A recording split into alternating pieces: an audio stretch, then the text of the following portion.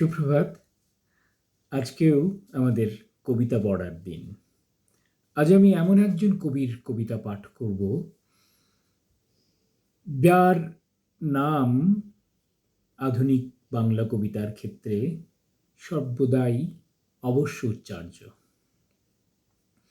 এটি মূলত তিনি সর্বৈব স্বতন্ত্র, একদম চোখে পড়ার মতো আলাদা নিজস্ব নতুন একটি কাব্যভাষা নির্মাণ করতে পেরেছিলেন বলেই। তিনি খুব শক্তিশালী কবিও ছিলেন, পাশাপাশি খুব জনপ্রিয়ও বটে। দুই বাংলাতেই তিনি ছিলেন সমান জনপ্রিয়। তার একটি কবিতার বইয়ের নাম এবং তার ভেতরের কবিতাগুলো এই বঙ্গদেশের প্রায় সব কবিতা প্রেমিকদেরই মুখে মুখে ফেরে। তিনি আর কেউ নন, শীতকাল কবে আসবে সুপর্ণার রচয়িতা কবি ভাস্কর চক্রবর্তী। ভাস্কর জন্মেছিলেন উত্তর কলকাতায় 1945 সালে। সেখানেই কাটিয়েছেন আমৃত্যু। পেশায় ছিলেন স্কুল শিক্ষক, ফলে স্বভাবতই দারিদ্র্য, অভাব, জীবন সংগ্রাম ছিল নিত্য সহচর। কিন্তু সেসব তিনি গায়ে মাখেননি, কারণ তার ছিল কবিতা নামক এক পরম আশ্রয় ও বরাভয়।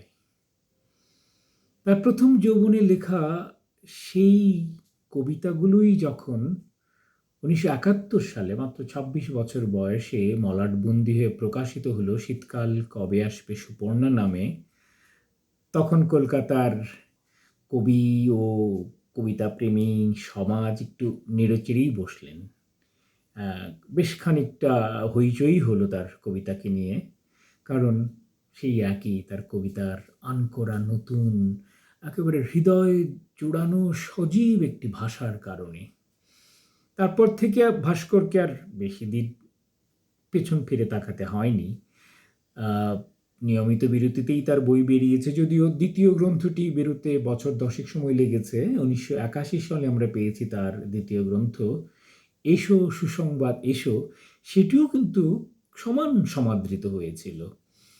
তার পরের গ্রন্থসমূহ রাস্তায় আবার, দেবতার সঙ্গে, তুমি আমার ঘুম, নীল রঙের গ্রহ, এই সমস্ত বই একের পর এক তিনি লিখে গেছেন, প্রকাশ করে গেছেন, এবং তার কবিতার একটি জয়যাত্রাই বলা যেতে পারে বেশ অনেক দিন ধরে অব্যাহত ছিল।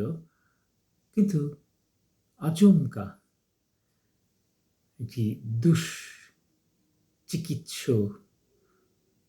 রোগ, কর্কট যার নাম, এসে তার জীবনের চাকা, এসে তার অবিরল কবিতার স্রোতধারাখানি থামিয়ে দেয় চিরদিনের মতো।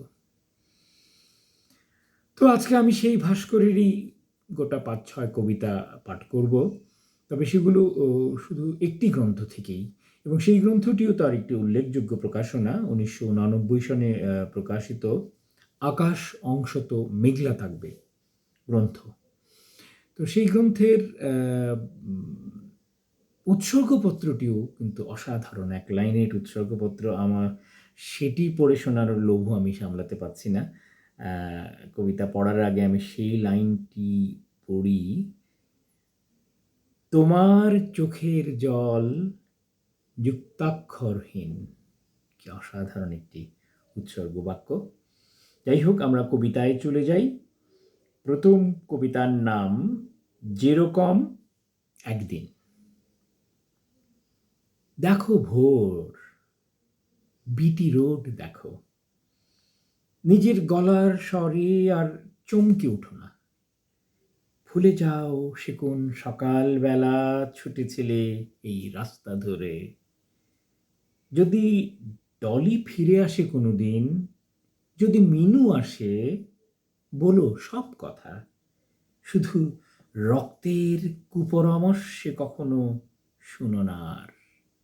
ভালোবাসো, ফিরে আসে দিন আর রাত, ভালোবাসো। বেঁচে থাক সূত্র একাদশ, তুমি দাও বাড়ি ফেরবার ভাড়া তরুণ কবিকে, আর চিবৌ তুন্দরি সবজি একা গান ধরো। এর পরের কবিতা বিশাল এই মহাদেশের ছায়ায়। আমি যে কি করব নিজেকে নিয়ে আমি ঠিক বুঝতে পারছি না। সুদূর কোনো গ্রামে গিয়ে লুকিয়ে পড়ব, কান্নাকাটি করব কোনো মেয়ের কাছে গিয়ে। জীবনটা নিয়ে সত্যি একটা ছেলে খেলা খেলেছে। পুরনো প্রেমিকার শোকে আপাতত তাহলে একটা সিগারেট ধরানো যাক, কিন্তু বিছানায় এভাবে চিত হয়ে আর কতদিন চলতে পারে? শীতকাল আমার আর ভালো লাগে না। বিছানা থেকে ছোট বোনকে ডাকি, আলোটা জ্বালিয়ে দে। বিছানা থেকে ছোট বোনকে ডাকি, নিভিয়ে দে আলো। বিষাক্ত একটা জীবন আমি গিলে চলেছি প্রতিদিন। ওই এসে পড়েছেন হেডলিচেস, তিনি আজ জানাচ্ছেন আমাদের অপরাধের পরিণাম কি। আমার যে কি হয়েছে মুশকিল, দিনগুলো আর কাটতেই চায় না। বন্ধুদের হাতগুলো এমন কৃপণ যে কাঁধে পড়ে না। গলাগুলো এমনই শুকনো যে ঘুম পাড়ায় না আমাকে। তবে কি ওষুধপত্রই সারা জীবন ছড়িয়ে থাকবে আমার ঘরে? তবে কি শান্তা সম্পর্কে আমি আর জানতে পারবো না কিছুই? শাশ্বত শব্দটিকে আমি আলমারিতে চাবিবন্ধ করেছি গতকাল। অস্তিত্ববাদ নিয়েও আমার কোনো মাথা ব্যথা নেই। বাংলা ছবির নায়ক নায়িকা হয়তো এখন প্রেম করছে শালবনে। সন্ধেবেলায় শুয়ে শুয়ে আমি একটা মোমবাতির মৃত্যু দৃশ্য দেখছি এখন। এরপর বেশ একটি ছোট্ট প্রেমের কবিতা। কবিতাটির নাম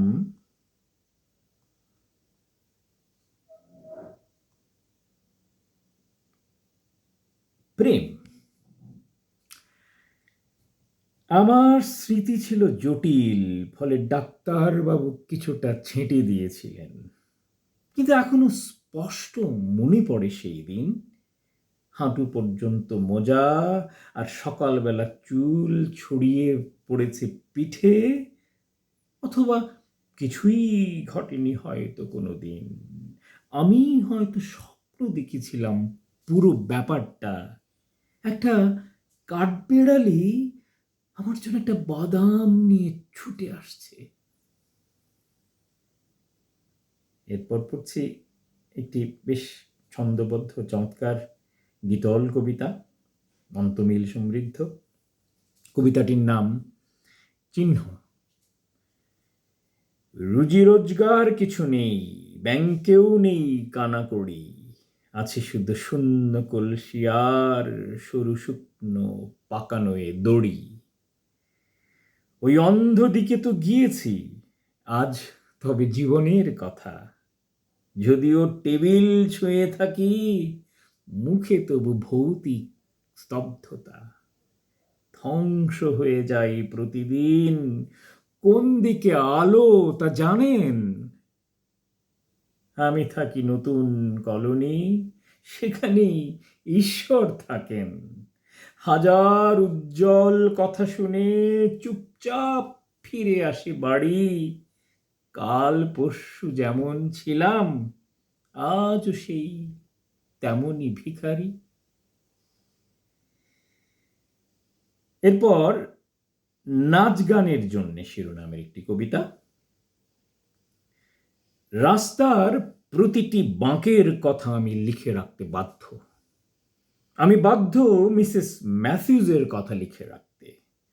অর্থাৎ আমিও পড়ছি আর গোপের নিচে ঝুলিয়ে রাখছি হাসি। মা সকল, তোমরা ভালো থেকো। সিঁড়ির নিচে হাসপাতালে ভালো থেকো তোমরা। দিন আর রাতগুলোকে ফুল আর পাতা দিয়ে সাজিয়ে তোলো। এসো মেয়েরা, আমার সঙ্গে এসো। আমি তোমাদের রেশমের মতো চুলের কথা লিখে রাখতে চাই। তোমাদের গালের আভা আর ঝিলিক আজও আমাকে সুখে রাখে। কি ভুল আর নষ্ট ছেলেবেলা কাটিয়েছি। মরুভূমিতে আজ আছড়ে পড়ে আছি। আমার কবিতার কোনো বারান্দা নেই। মাথার ভেতরে যে নদী, আমি তার কথা লিখে রাখতে বাধ্য। আমি লিখে রাখি ঘনিয়ে আসা বিপদ আর তার গন্ধের কথা। লিখে রাখি কাঠঠোকরা আর ম্লান বেতের চেয়ারের কথা। মোরগ ছুটির বিকেল আজ হাতছানি দিচ্ছে আমাকে। চলো মেয়েরা, একসঙ্গে যাই। কুয়াশা নেমেছে, নাচ গানের জন্য এবার আমরা তৈরি হই। এসো। এরপর আমার শেষ কবিতা। কবিতাটি বেশ একটু দীর্ঘই হবে সম্ভবত।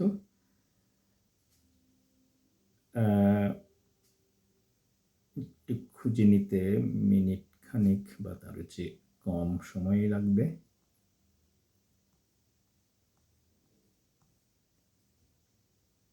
হ্যাঁ, আমরা কাছাকাছি এসে গেছি।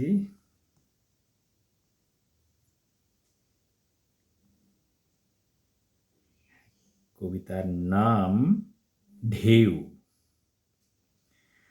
অনেক দিন পর আজ ঘর থেকে বেরোলাম সন্ধেবেলায়।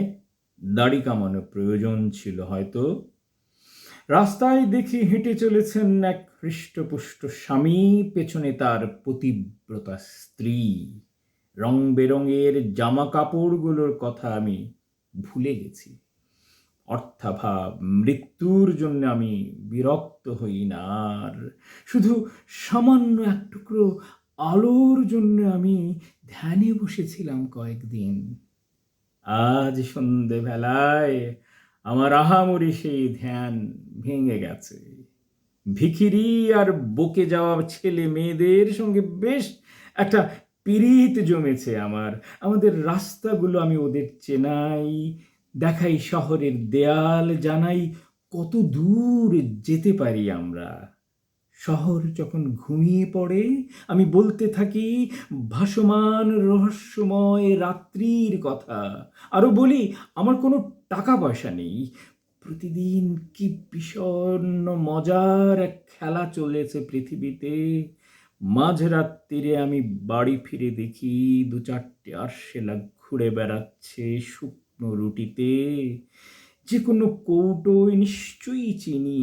কেন যে মরতে ছুটেছিলাম আমি গত বছর ভেবে অবাক হই। মেয়েরা ইস্পাতের প্রজাপতি। শুঁড়িখানা আমাকে একদিন বলেছিলেন এক দাদা সাহেব। 1978-এর ডায়েরিতে আমি বুদ্ধুর মতো লিখে রেখেছি দেখি, সারা জীবন আমি বিশ্বস্ত থাকব। অনেক রাত হলো, এবার আমার ঘুমিয়ে পড়া উচিত। আবার দেখা হবে, হয়তো আর দেখা হবে না কোনোদিনই।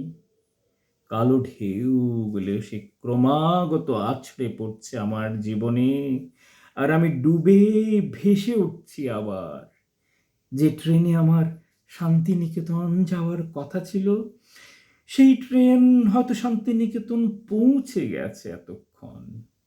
অশ্রুহীন, ভবিষ্যৎহীন এক নীল মশারিতে কলের পুতুলের মতো নিরুপায় আমি ঠুকে পড়ছি আবার। ধন্যবাদ।